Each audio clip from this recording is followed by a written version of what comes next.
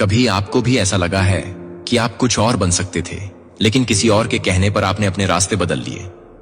जंगल के एक कोने में एक छोटी चिड़िया रहती थी। नाम था नन्ही। वो चिड़िया बाकी सबसे अलग थी। उसकी आंखों में एक चमक थी, जैसे वो उस पेड़ से कहीं दूर, कहीं ऊंचा देख रही हो। वो अक्सर पूछती, हम हर दिन यही उड़ते हैं, बस तालाब, जामुन का पेड़ और वापस घोंसला। क्या जंगल के बाहर कुछ नहीं है? उसके झुंड की बुजुर्ग चिड़िया बोली, बाहर की दुनिया आसान नहीं है नन्ही। वहां शिकारी हैं जो सिर्फ पंख नहीं, सपने तोड़ देते हैं। और कई बार अकेलापन इतना गहरा होता है कि अपनी ही आवाज डराने लगती है। बंदर ने हंसकर कहा, इतना सोचती क्यों है?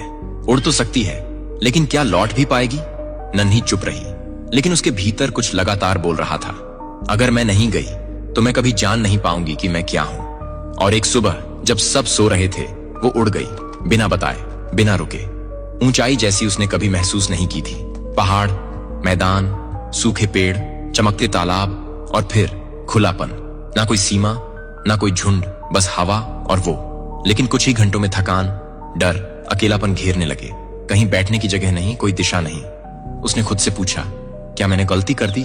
और तभी एक दूर की चिड़िया दिखी जो मुस्कुराते हुए बोली, हर उड़ान में डर होता है, पर अगर तू रुकती तो तू ये कभी जानती ही नहीं कि तुझमें इतना दम है।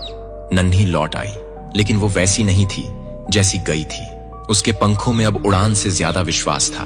उसने बाकियों को वो दुनिया दिखाई जो किसी ने देखी ही नहीं थी। हम सभी उस नन्ही चिड़िया की तरह हैं। हमारे अंदर कुछ और बनने की चाह होती है, कुछ और देखने की, कुछ नया करने की। लेकिन हमारा झुंड यानी समाज, परिवार, दोस्त अक्सर हमें सुरक्षा के नाम पर रोकता है। और ये रोक बुरी नहीं होती, लेकिन अगर हम कभी उड़ान ही न भरें तो हम कभी जान ही नहीं पाएंगे कि हम उड़ सकते थे।